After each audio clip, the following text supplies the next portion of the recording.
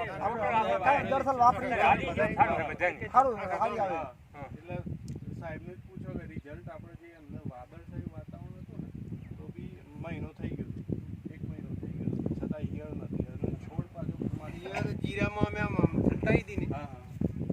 રાતે જીરું બારી નેહરી ઈયળ રાતે નેહરે બારી મરી જાય જીરું મળી જાય એટલે એકે 56 નું રિઝલ્ટ તમને ખ્યાલ હશે વધતા કંપની બીજી એકે સાહેબ વાત હું કરું તમારી દવા રાઉન્ડ ભેંતા હું લાવ્યો હતો મીટિંગ થઈ પછી ગાડી લઈને જોવા જાય એમાં હજુ ઈયળ આવી નથી તમારી વાત ખરી બરાબર હા સાચી વાત સાચી વાત છે 25 દાડા 25 દિવસ સુધી ઈયળ નથી આવતી હવે એકે 56 સિવાય કંપની બીજી પ્રોડક્ટ તો એ બનાવે બરાબર એકે 47 કંટ્રોલ છે પછી વ્હાઇટ ફ્લાય માટે આ ગુરુ 525 વધારે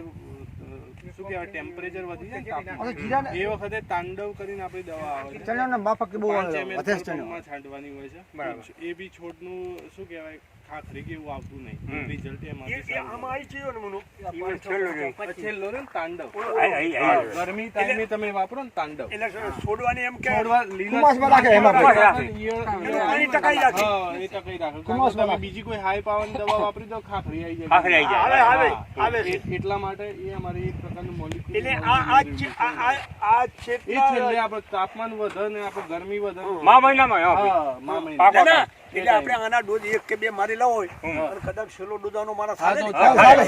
ચાલે એ તો 5 ગ્રામ નાખવાનું પ્રમાણ વધારે દેખાય અથવા એ બહુ મોટી થઈ ગઈ કંટ્રોલ નહીં થાય તારે જ દવા લેવાની તારું એકે 56 વાપરશો તો ચાલી જશે બરાબર ને આપણો અને વિકાસ ને બે હાલ છે ને આ બધું એમાં ભાઈ તો આપણે વિકાસમાં તો વિકાસમાં હુકી છે વિકાસમાં તો છોડ ઈયળ મરે કુમાસમાં છોડાઈ જાય અલગ જ ગ્રોથ દેખાય હા બસ બરાબર એમાં ભાઈ રાત્રિયામાં હુકી ગયા હતા પછી રાઉન્ડ ભેંતા દવા લાય ડબલ દવા આવે એ છાંટીને અથવા ભેરા થઈ ગયા ભેરા થઈ ગયા હવે એ દવા અરે ઈ હા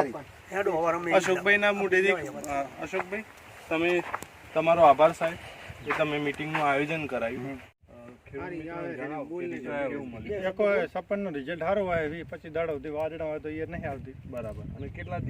સમયથી તમે એકે 56 વાપરો 2-3 વાર 2-3 વર્ષથી એકે 56 અશોકભાઈ રામજીભાઈ વાપરો સાહેબ તમે એકે 56 વાપરેલી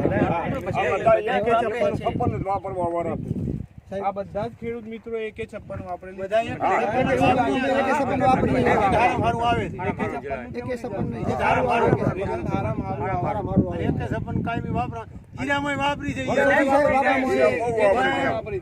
જમીનમાં નેહારતો તો નહીં યાર એમાં વાપરી નાખે છે એટલે કોઈ પણ પ્રકારની કોઈ પણ ક્રોપમાં ઈયળ માટે સારામાં સારા બધા માનો છો ખેડૂત મિત્રો માનીએ છીએ અમે એકે સંબંધને માનીએ છીએ બરાબર બસ